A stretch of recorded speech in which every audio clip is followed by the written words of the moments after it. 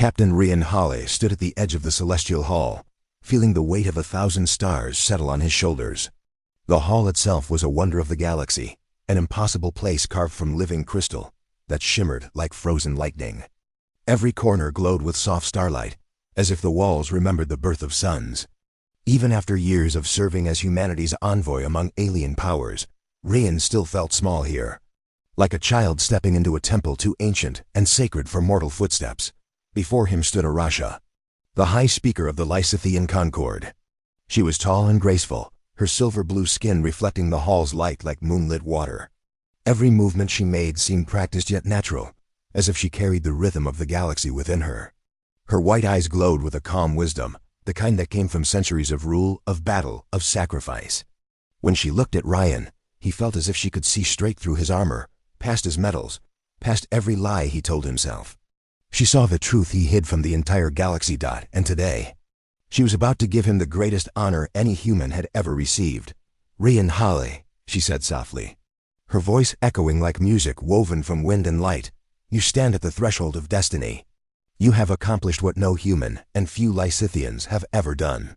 Through courage, discipline, and a heart unbound by fear, you have brought peace where others found only destruction. Her words hit him harder than any battlefield blast. He shifted uneasily, trying to hide his trembling hands.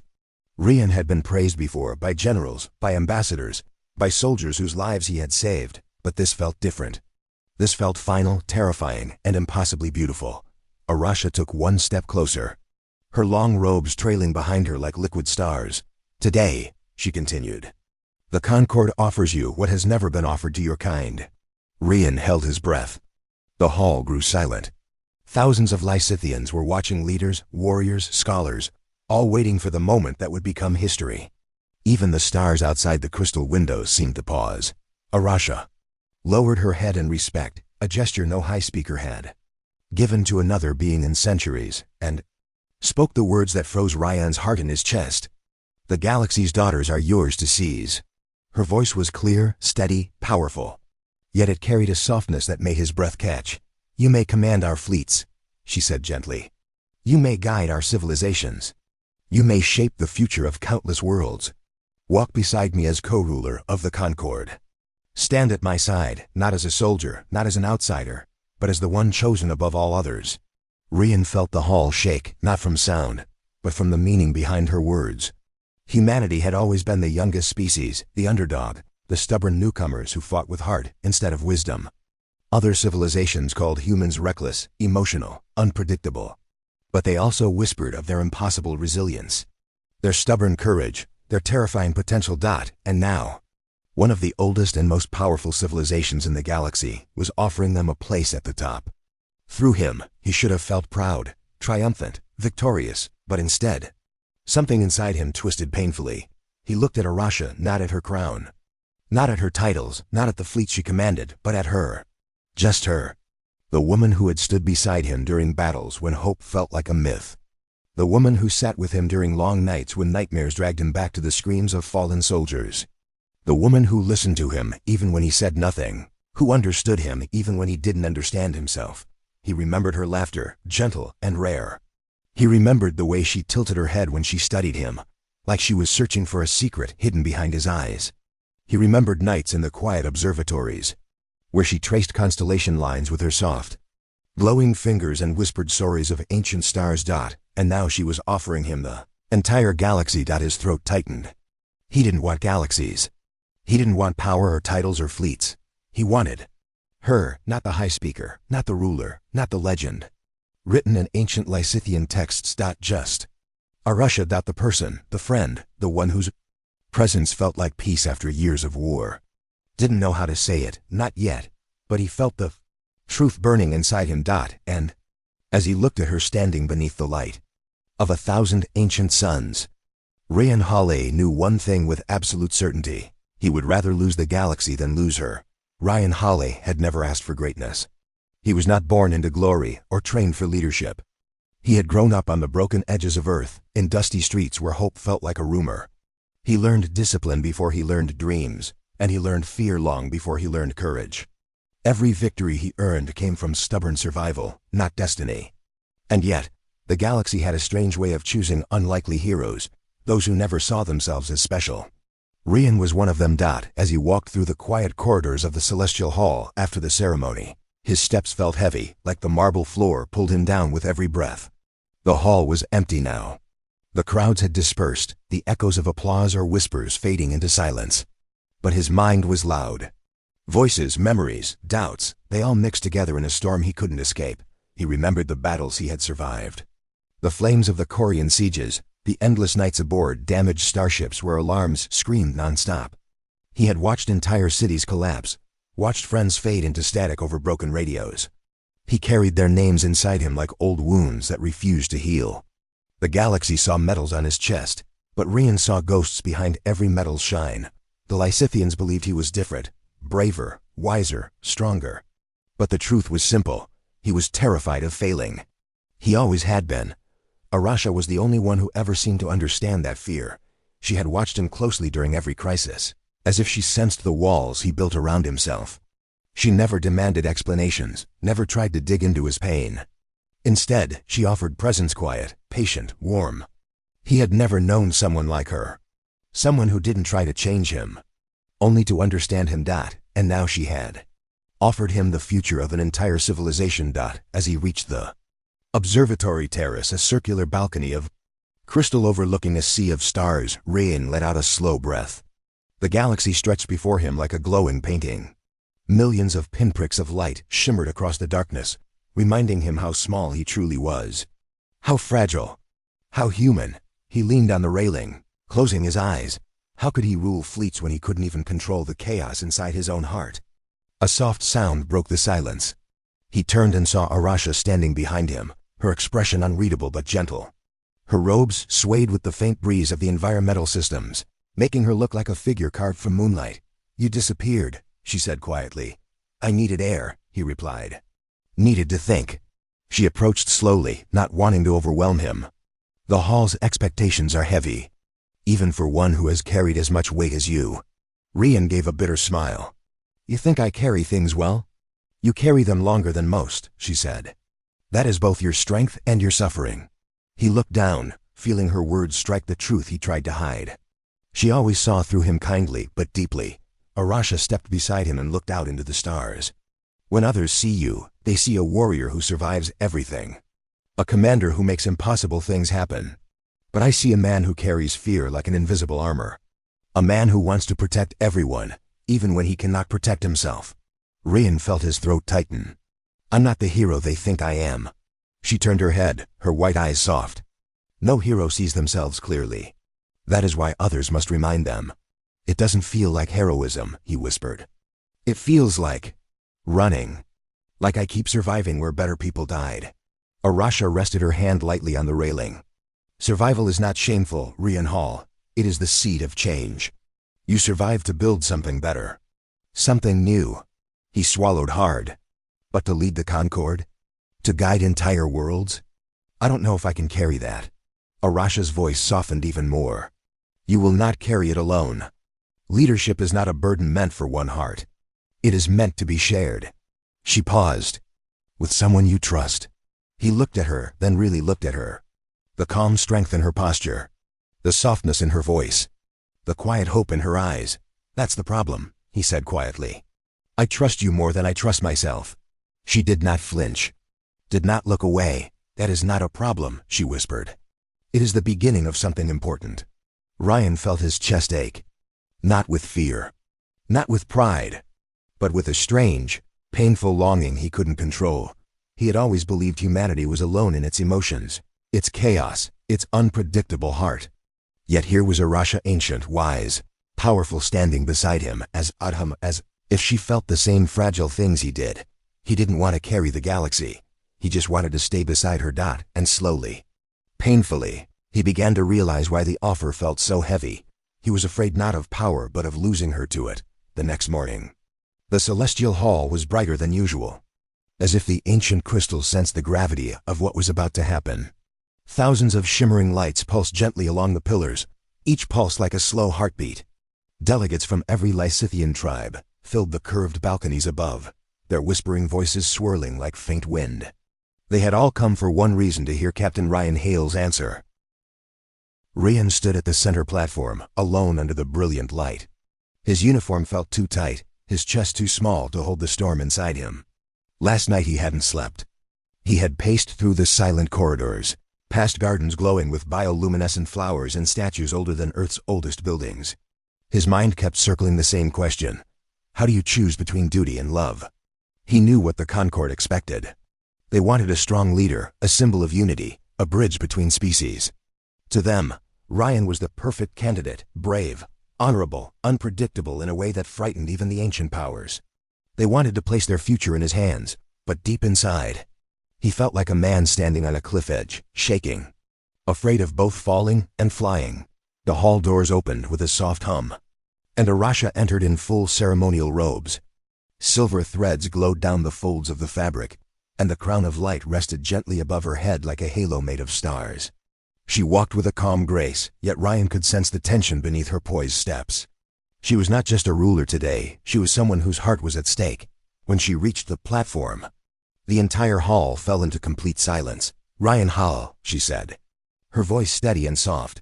"You stand before the Concord, not as a soldier, but as a man chosen by destiny. We ask now for your answer." Ryan swallowed. His pulse hammered in his ears louder than any crowd. Arasha continued, her tone warm but firm. "We offer you command of our fleets. We offer you the right to guide generations, to shape peace, to stand beside me as equal ruler of this galaxy. The choice is yours alone." Every Lysithian eye turned to Ryan. Some glowed with hope, some with jealousy, some with fear at the idea of a human rising so high so quickly. The air grew heavy. Even the crystals dimmed their light as if waiting. Ryan opened his mouth to speak, but nothing came out. His throat tightened. Words tangled inside him. He felt torn apart by two forces, one pulling him toward duty, the other toward the quiet, fragile truth he had buried for too long. Finally, he forced himself to breathe, and he spoke. "I am honored," he began, voice shaking slightly. "I am grateful, but I cannot accept this for the reasons you expect." The hall rippled with confusion. Arasha's calm expression wavered just a little. Ryan continued, louder this time. "You believe I want power, that I want to rule, to command, to lead your fleets across the stars." He lifted his gaze to hers. "But that is not what I want." A stunned murmur spread through the balconies. Arasha blinked, her silver lashes trembling. "Then what do you desire?" she asked gently. Silence returned, heavy, waiting. Ryan felt as if the whole galaxy was holding its breath. He stepped closer to Arasha, close enough to see the tiny flicker of fear in her usually steady eyes. "I don't want the galaxy," he said softly. "I don't want crowns or fleets." His voice broke a little. "I want you." Gasps echoed through the hall like shattering glass. Lysithians reacted with shock, some recoiling, some stiffening, some whispering words he could not understand. To confess feelings to the high speaker was unheard of. Forbidden, even. It was the boldest, most dangerous thing any human had done on Lysithian soil. But Ryan didn't look at the crowd. He looked only at her. "I want to stand beside you," he continued, his voice soft but steady. "Not as a ruler, or a hero, or a symbol. As someone who sees you, not your power, not your title. Just you." Arasha's breath caught. Her calm mask cracked, just slightly, revealing something vulnerable beneath. "You cannot mean this," she whispered, almost afraid to believe it. "I do," he said. "If accepting your offer means losing what is real between us, then I'd rather walk away with nothing." The hall erupted into chaos, voices shouting, crystals flickering, guards stepping forward in shock. A confession like this could shift alliances, threaten tradition, destabilize political structures built over centuries. But Ryan didn't care. For the first time in his life, he wasn't choosing survival. He wasn't choosing duty. He was choosing truth.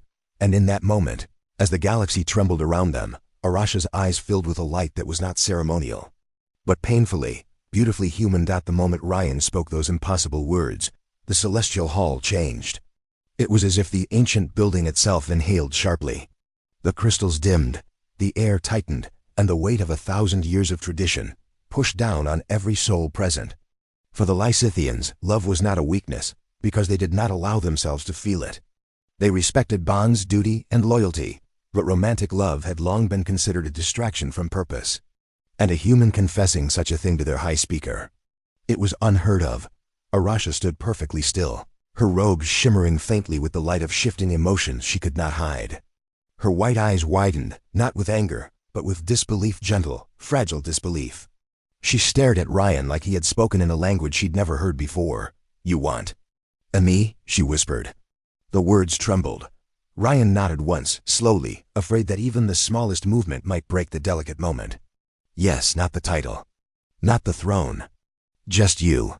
For a few seconds, Arasha did not breathe. She simply looked at him, searching his face for some hidden intention, politics, ambition, desperation. But she found none. The truth shone in his eyes with painful honesty around them. The council erupted like a storm. "This is dishonor. Humans do not understand what they ask. He must be removed. High Speaker, this cannot be allowed."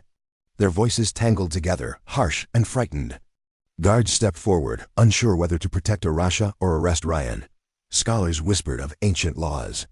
Elders argued about tradition and danger. The entire hall vibrated with outrage and confusion. But Ryan remained calm, standing tall in the center of the chaos. He had faced entire fleets without blinking. Fear had no place here, not when his truth was already spoken. Arasha slowly raised her hand. The hall fell silent at once. Her authority cut through noise like a blade through fog. "Leave us," she commanded softly. No one had expected this. Even Ryan felt the air shift. "But High Speaker," a counselor began, voice trembling. She turned her gaze on him, cold, sharp, absolute. "I said leave us." Her tone allowed no argument. One by one, reluctantly, the leaders bowed and filed out. The guards hesitated, but obeyed. Soon, only the echoes of their steps remained, fading down the long crystal corridors, leaving the hall empty except for two figures standing in the center of a galaxy-sized silence. Arasha turned back to Ryan, her calm facade finally cracking. Her voice was soft, unsteady. "Do you understand what you have said?" "Yes," he answered gently. "Do you?" She lowered her gaze, struggling with emotions she had never been taught to feel. No Lysithian has ever accepted affection of this kind. Not even from our own people. And from a human, someone newly risen in our galaxy, this is beyond forbiddance. Ryan took a careful step closer. "I know. You risk exile," she whispered. "You risk death." "I know," he repeated. "Why?" Her voice was almost a plea. "Because," he said, searching her eyes, "I would rather speak the truth and be punished than stay silent and lose what matters." Her breath shook. She looked up at him with a vulnerability he had never seen in her, the fearless ruler reduced to a single, trembling person facing something even she did not know how to control. "I am the High Speaker," she said, almost to herself. "I carry the hopes of entire worlds. I was raised to guide, not to feel. I was trained to protect the galaxy, not this." Ryan's voice softened. "You don't have to choose for the galaxy right now. You only have to choose for yourself." "But I do not know what I feel," she whispered. He smiled gently. "Then that's a feeling too." Silence settled again, deep, warm, uncertain. Arasha stared at him, every emotion raw and trembling beneath the surface. She had lived centuries ruled by logic, prophecy, and tradition. But no one had prepared her for a confession like this. Finally, she spoke with a voice barely louder than a breath. "You have shaken the stars inside me, Ryan Hale." He felt his heartbeat slow, calm, soften. "And you've steadied mine." Arasha closed her eyes, gathering the courage she needed, not as a ruler, but as a person. When she opened them again, her voice was fragile but honest. "I cannot give you an answer today," she said. "I don't need it today," Ryan whispered. "I only needed you to know." She stared at him, really seeing him, not as a soldier or a symbol, but as the man who had just risked everything for a love he wasn't even sure she could feel. And for the first time in her long life, Arasha felt something warm break through the wall around her heart. Something small. Something frightening. Something beautiful. Something that could change the galaxy. Arasha walked ahead of Ryan through the long, glowing corridor, her steps slow and unsteady in a way he had never seen before. The High Speaker never faltered, never hesitated, never allowed emotion to shake her balance. Yet now, her robe brushed the floor unevenly, and the light around her flickered like a candle touched by wind. She was guiding him away from the celestial hall, away from the echo of laws and traditions, into a place where her crown carried no meaning, the garden of quiet stars. The garden hung in open space, suspended by invisible fields. Crystal bridges wound between floating platforms covered in soft, shimmering moss that glowed beneath their feet. Strange flowers grew there, silver petals, blue flames, vines that whispered when brushed. Above them, the galaxy stretched in every direction like a painted sky. Here, rulers came to think, to breathe, to question the weight of power. Ryan followed her in silence. He could feel the storm inside her shaping each of her steps. When she reached the edge of the floating terrace, she finally stopped.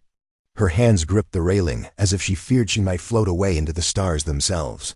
The wind brushed her silver hair across her face, but she didn't move to fix it. She only stared into the darkness with eyes full of thoughts she had no words for. Ryan approached slowly. He didn't want to disturb her. He didn't want to push her. He only wanted to stand close enough that she knew she wasn't alone. When he reached her side, she spoke without looking at him. "You do not understand what you have done," she said softly, her voice carrying the weight of centuries. "You have opened a door inside me I was never meant to open." He swallowed. "I never wanted to hurt you." "You have not hurt me," she said, finally turning her face slightly toward him. "But you have made me feel." The emotion in her voice was quiet, but powerful like a star trembling before it explodes. "For my people," she continued, "feeling deeply is dangerous. Our history is full of destruction born from passion. It is why we, as a species, closed our hearts long ago. We found peace when we abandoned the chaos of love. But peace without feeling," Ryan whispered, "isn't peace. It's silence." Arasha closed her eyes, a soft breath leaving her lips. "Perhaps. But silence has kept the galaxy safe for centuries." Ryan stepped closer, his voice gentle. "Then why bring me here? Why ask the council to leave? Why shake like someone torn in two?" Her eyes snapped open at that, full of conflict and clarity both. "Because I do not know how to choose between my duty and this. This thing you have awakened in me," she said, her voice trembling. "I have faced wars without fear. I have stood before dying stars without shaking. But now my heart feels like it is burning." He reached out slowly, giving her every chance to pull away, and laid his hand lightly over hers on the railing. She didn't pull away. "Arasha," he murmured, "you don't have to give me anything. I only asked you to know what I feel." "But knowing is not enough," she whispered. "Not for me. Not now." She looked at him fully, her eyes glowing with a fragile vulnerability that cut straight through him. "You say you want me," she said. "But do you understand what it means? To care for me is to become the target of every rival, every law, every fear woven into this civilization. The galaxy would tear you apart to keep me untouched." Ryan's voice was steady, soft, true. "I've been torn apart before. I survived." But she shook her head, her voice breaking. "Not like this. This is not war. This is something older. Something deeper. Something no weapon can protect you from." He smiled a small, gentle smile that reached his eyes. "Then let it come. Because I'd rather face all of that beside you than face a peaceful galaxy without you."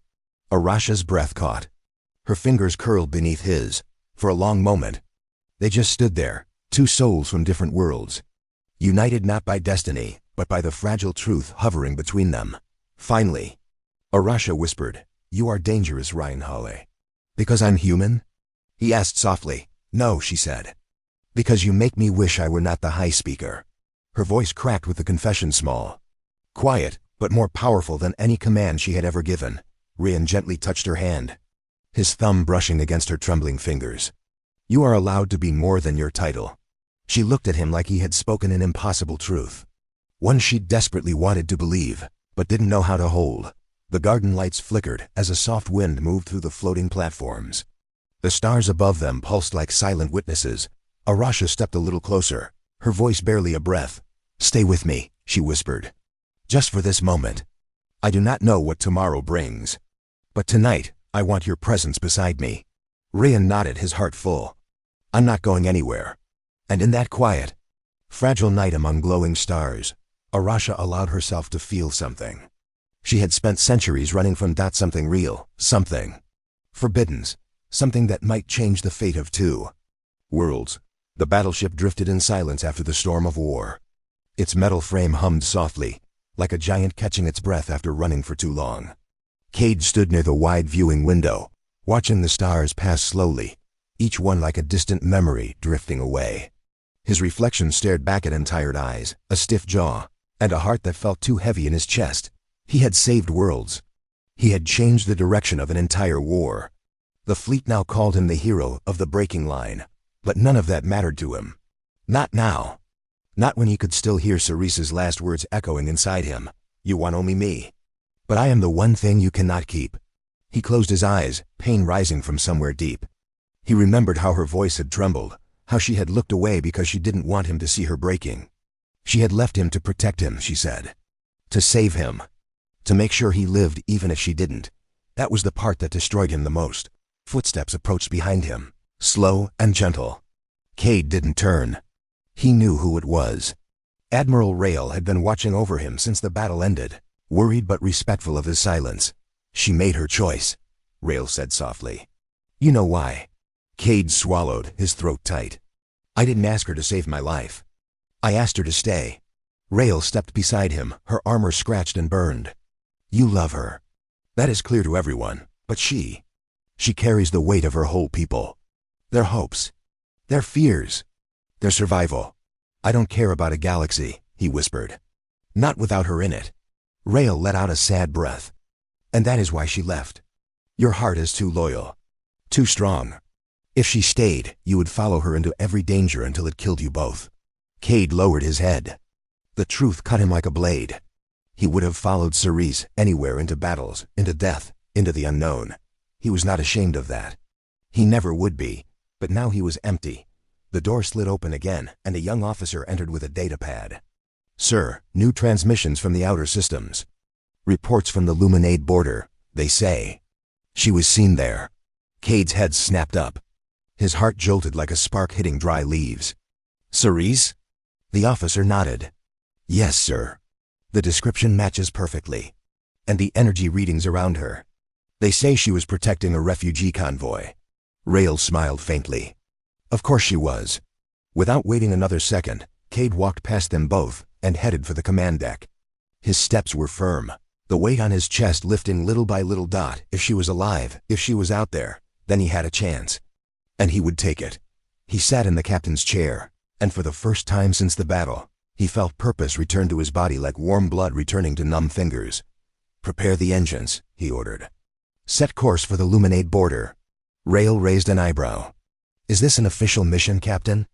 Cade looked at her with steady eyes. Everything I do from now on is official.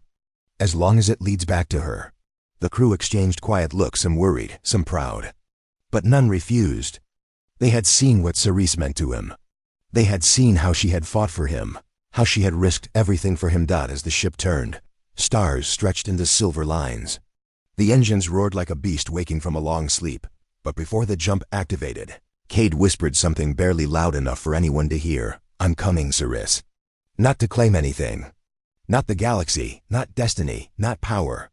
I only want what I lost. I only want you. The jump drive ignited, and the battleship leapt forward into the darkness, toward danger, toward hope, toward her. The stars swallowed the ship whole.